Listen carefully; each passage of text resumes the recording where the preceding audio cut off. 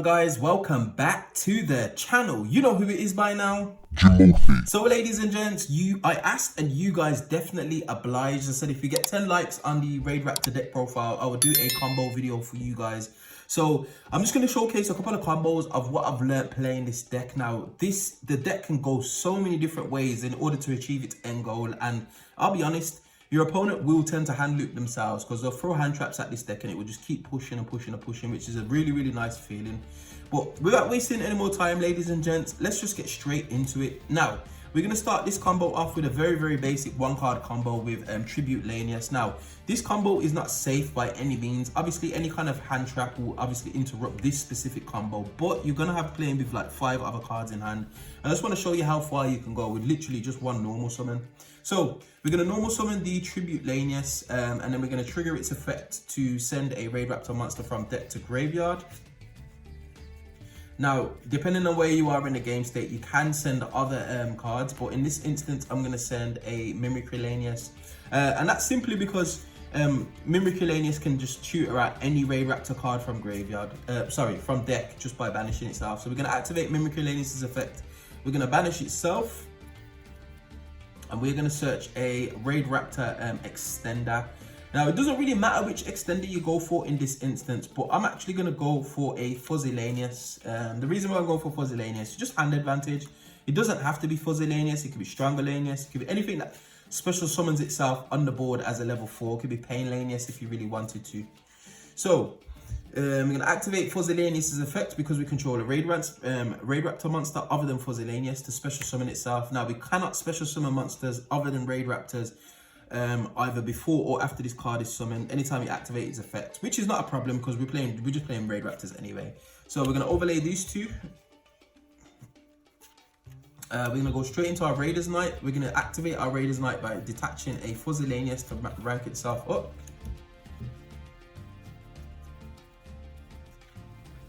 Then we're going to rank up into Brave Strix, and then on a new chain, Fuzzy Lanius will trigger because it was sent to graveyard.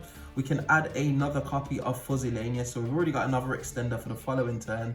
And this is just, obviously, it's off one card, so very, very efficient. Then we're going to activate Brave Strix effect by detaching a Tribute Lanius. I tend to try and keep the XYZ material as an XYZ monster as material as frequently as possible, mainly because of Arsenal Falcon's effect, because he can summon one from deck, which I'm going to show you right now actually, just so you guys have got an idea. So then we're going to activate I'll put Fuzzy off here, we're going to activate our Rank Up Magic Skip Force. Now you can set a card depending on what you've got in hand, because you can play around draw very, very easily, but we've searched the Rank Up Magic spell and we haven't summoned 5 times, so this is our 5th summon, ladies and gents. So once we activate this, it's going to summon a Arsenal Falcon. Now, if your opponent decides to nib here, fine, not a problem. It just means that we're going to still get our Towers Boss Monster, or we can even just extend through Nibiru. So it doesn't really matter, but we'll just assume that our opponent's got no hand traps. So we're going to activate our Arsenal Falcon's effect to summon one from deck. And in this instance, I do like to summon Raidraptor Stronger Lanius, mainly because he's a bit of an extender, and if you control an XYZ monster with a Dark XYZ monster as material, you can special summon one Raidraptor card from your graveyard. So I'm going to activate his effect, and I'll bring back the Tribute Lanius. Doesn't have to be Tribute Lanius, it can be anyone. And then I'm going to link these two off, and then we go into our Y-Strix. And then we're going to go chain link 1 Y-Strix, and then we're going to go chain link 2 Arsenal Falcon. So Arsenal Falcon will be able to special summon a Raidraptor XYZ monster from the extra deck and attach itself as material. In this instance, I'm going for Raidraptor Ultimate Falcon. And then Y-Strix will be able to special summon one from deck, but its effects are negated. So in this instance, it depends what you want, but I tend to go with Raider's Wing because it kind of helps you extend. Then we're going to overlay the Raider's Wing with the Tribute Lanius and go into our Raidraptor 4 Strix.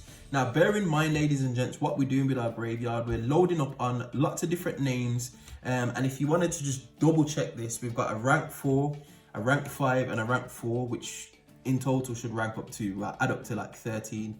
So effectively, we've got our materials for our new rank 13 boss monster. So we're going to activate 4 Strix's effects. I'm going to detach Tribute Laners specifically to be able to add a winged beast monster from deck. Now this can be anything. I'm just going to add Simorgh because I think it's funny, because we've already got Fuzzylanius in our hand anyway. And Simorgh just summons if a winged beast monster is summoned to the field, so he just jumps out on field regardless. And it's a normal summon as well, by the way, ladies and gents, so it doesn't trigger Promethean Princess. So if you got normal summon, you can actually do that and beat over an SP as well. I keep talking about SP, but I've seen it so much over the last couple of locals that I've been to. So after I've activated that effect, new chain, I'm going to activate Y-Strix effect to set a rank up magic from the deck, which can be activated this turn, but we're not going to do that. So this is our basic setup. We've got a Ultimate Falcon, which is a Towers. Now, I'll talk about Ultimate Falcon on another combo, but we've got a Towers. He will burn in the end phase because it's still got material, and if our opponent doesn't control any monsters, he'll burn for 1,000.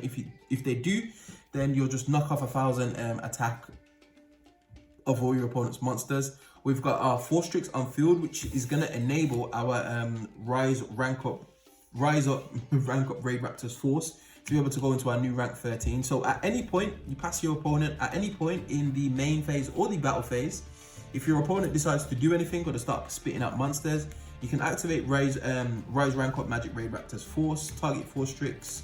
You've got these 2 in graveyard to be able to overlay, and then overlay into the big rank 13.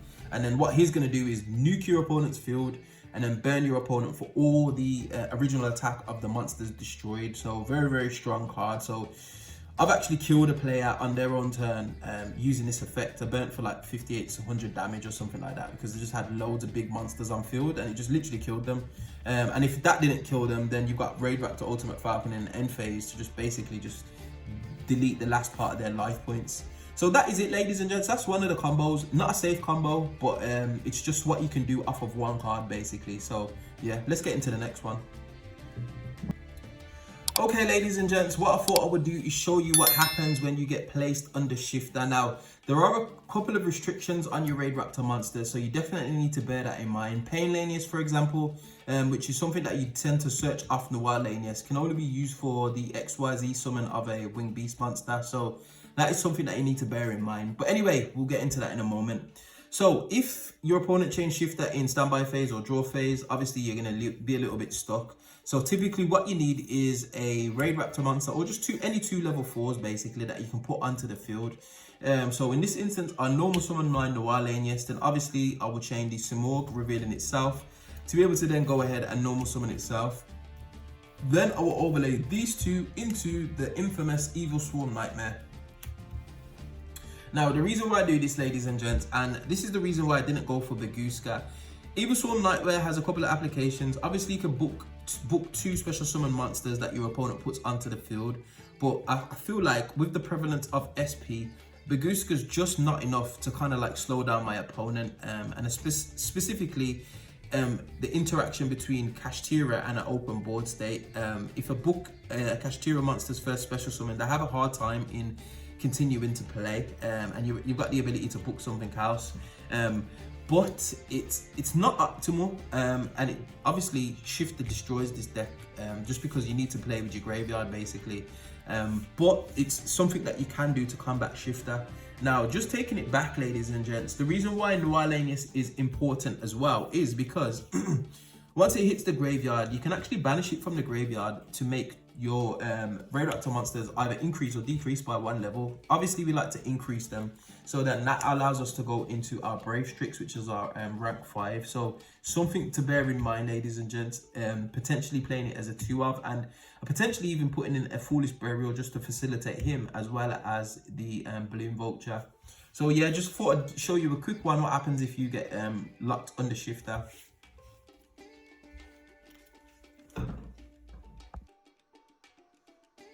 Okay, ladies and gents, so for the next combo, I just wanted to show you a little bit of an interesting going second tech. Now, this is something that I've used against a player, and I actually managed to OTK with this combo. Now, it does play into the fact that your opponent doesn't know what your cards do, and typically they're going to hold cards. So I was playing against Crash Tira and actually resolved this combo. So I'm going to show you exactly what I did, and it's actually very unga bunga simple.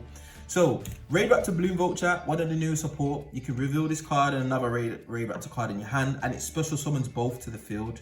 You can actually do this from graveyard if you control no monsters, which is really useful, because if you get this in grave and your opponent somehow manages to clear your field, you draw into like a normal summon.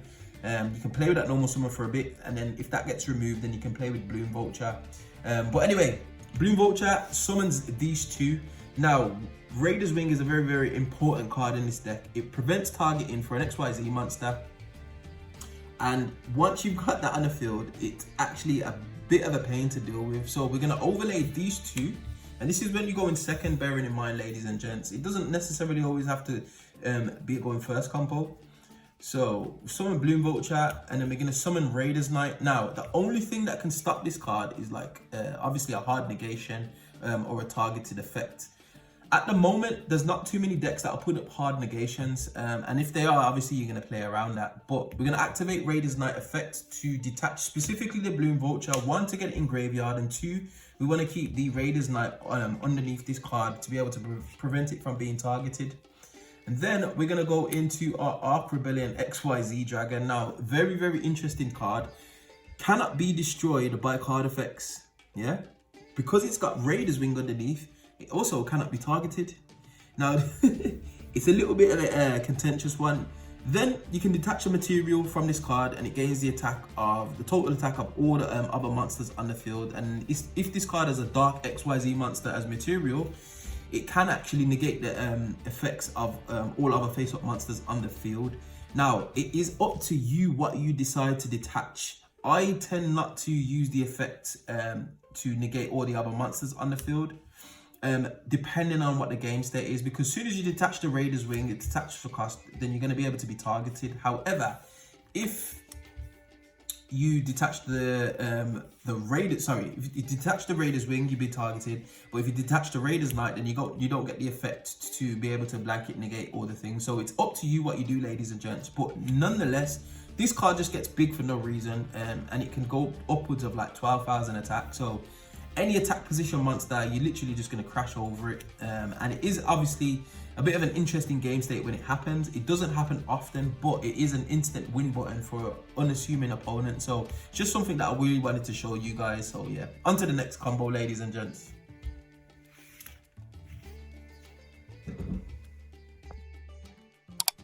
Okay, ladies and gents, what can we do with two cards? In this instance, I'm going to go with Bloom Vulture and Raidraptor Tribute Lane. Yes, doesn't necessarily have to be these two, but I just want to show you how far you can go with these two cards specifically, which are both maxed out on free. So there is quite a likelihood that you'll see at least one of these in a starting hand, or even a combination of them.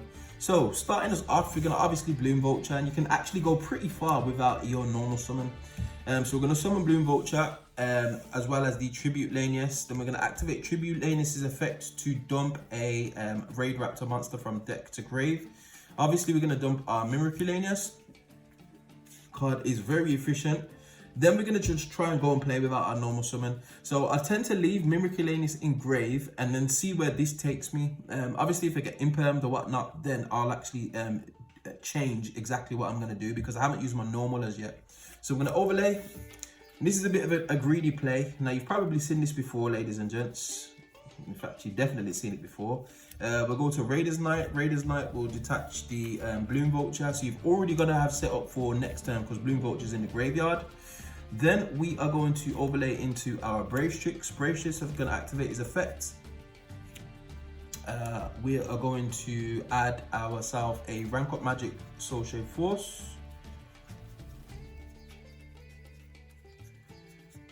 Sorry, not Soul Shade Force, Skip Force, that's the one. We're gonna add Skip Force, and then we're gonna banish our Mimicry Lanius to be able to add our Raidraptor card from deck to hand. And in this instance, we are going to add Raidraptor Roost.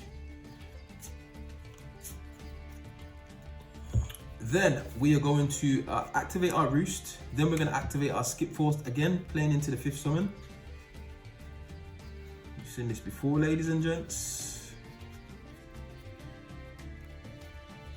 I'm gonna bring out Arsenal Falcon, and then we're gonna trigger Raidraptor Roost to be able to add ourselves a Raidraptor Spout or Trap.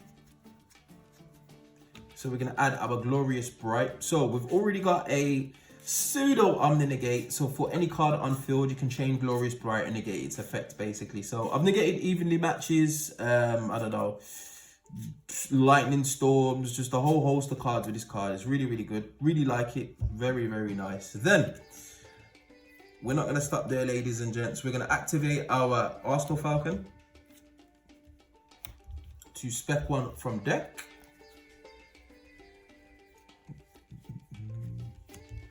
Then we're going to activate Strangulanius to bring one back. Doesn't really matter which one, but we'll just bring back the Tribute Lanius. In fact, I'll leave that there so you guys can see, just to know that that card's in our hand. So then we're going to link off the, it doesn't really matter which one we do. Yeah, we'll link off these two. For our, Y-Strix. So Y-Strix 1, Arsenal Falcon 2, obviously summon. We've got our Ultimate Falcon. Now, here is a bit of another contentious one. This is a bit of a choke point for your opponent. So, at this instance, you can activate Arsenal if you're fearing Nibiru, which is probably common to be honest at some point, but you can actually activate Ultimate Falcon's effect. So, you detach a material. Ultimate Falcon basically says, no more effects for your opponent. So no Nib, Veiler, Ash, any kind of hand trap. This is the last point that they can use any kind of hand trap. So they can't imperm Ultimate Falcon, obviously. He's unaffected by card effects, so they can't really stop him. They've got to do something with these two monsters on field. Sorry, after. My bad, I'm jumping the gun here. Let me just get out the Raider's Wing. After, obviously, Raider's Wing is after you've summoned one from deck. So if you've done this and you're at this point, ladies and gents, your opponent cannot interact with you any further. So that is what is going to be you're just going to play out the rest of your turn basically. So on a new chain, after you activate Ultimate Falcon's effect, Y-Strix effect will trigger, which is mandatory to be able to set a Raidraptor or rank up magic straight from your deck. Now, bear in mind, ladies and gents, this activates regardless or not if you've got a target in deck. Obviously, you can only resolve it if you've got a target in deck, but it will still activate. So that will get set to the field. Then we're going to set that, and then we're going to overlay into our Raidraptor 4 Strix. We're going to detach our Strangulanius to be able to add us a Winged Beast. Now, bearing in mind, ladies and gents, we've done this all without a normal summon, and I'm going to take you down a different line in a moment. So it doesn't really matter what we add here, just because I want to show, this is just for the purposes of this combo specifically. So we are locked into Darks. We haven't normal summoned as yet. So I'm going to normal summon Simorgh, Bird of Perfection. Then I'm going to use the Simorgh as well as the Y-Strix to link off into a nice little spicy tech, which is Sky Striker Ace Azalea. Then I'm going to use Azalea's effect to target herself to pop. So Azalea will pop, and that will leave this on the field, ladies and gents. Then, before we go to our end phase, we're going to activate Roost's effect to target 3 and shuffle them back into the deck. Now, it's up to you what you want to shuffle in, but I tend to like leave a couple of cards in graveyard. So I'm going to leave the Bloom Vulture, and I'm probably going to leave the... Who else would I leave? I'll leave the Tribute Lanius. So I'll put back Strangle. I'll put back the Y-Strix as well as the Mimicry Lanius. So these will all go to the bottom of the deck, and then I can draw a card. And I'll draw into a Strangulanius, so extend that for next turn. So why did I go into, then we're going to set our Glorious Bright. So this is our end field, ladies and gents. We've got a Rise, Rank Up Magic, Raidraptor's Forced, Raidraptor's Roost, as well as a Glorious Bright, Ultimate Falcon on field, and a Raidraptor 4 Strix. Now, what do you notice right here, ladies and gents? This board is actually not super polyable, and the reason why I've gone for Azalea, you can actually use SP Little Knight as well as a substitution, is because if you leave the Y-Strix on field along with your Raidraptor 4 Strix, you're susceptible to super poly, which also turns off your Raidraptor's Force, which means you're effectively just playing with an Ultimate Falcon, which is not a whole issue to deal with, especially with the way that Snake Eyes are behaving at the moment. So you've actually got like a super poly proof board. Now if the dude tend to put a few things on board and then super poly, it can be a problem, but you can't play around everything obviously. But Ultimate Falcon's going to stay, which will allow your Glorious Bite to be able to target any card on field and negate its effects. And then obviously whenever you're ready, you can flip the Raise Rank Up Magic Force to be able to XYZ using these. And then just nuke your opponent's field. Then you end on 2 towers. And that's your field. You've nuked their board in their phase, and then you've still got a Glorious Bright. And the chances of having a hand trap in this deck are very, very high, ladies and gents, especially as we play like 14 hand traps. So Roost will definitely draw you into something, especially as you've thinned out your deck of Raidraptor monsters. And then you've also got your follow-up as well, which is very, very, very beneficial, because more times than not, you probably don't need any more than what you've got on field right here, because he's going to burn for some damage. And this is 53 and this is 35, which is more than enough for game anyway, ladies and gents. But it's just worth noting that Super Poly is definitely a card, and Sky Striker Ace Azalea is definitely a budget way to play around it. Like I said, if you've got access to Little Knight, use Little Knight. It's a no-brainer. But yeah, that is that, ladies and gents.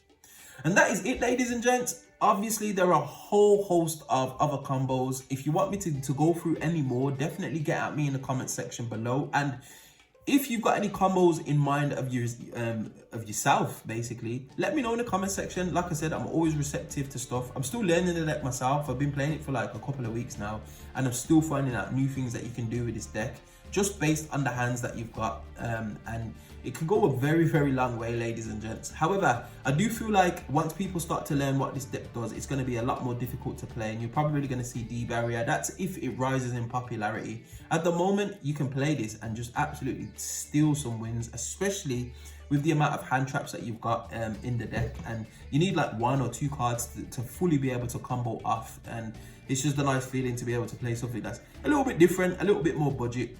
But anyway, we find ourselves at the end of another video. As always, if you do like this content, you know what to do by now. Hit that like button, share, subscribe, all of that beautiful good stuff. And I will definitely see you guys on the next video. Hope you enjoyed. Peace.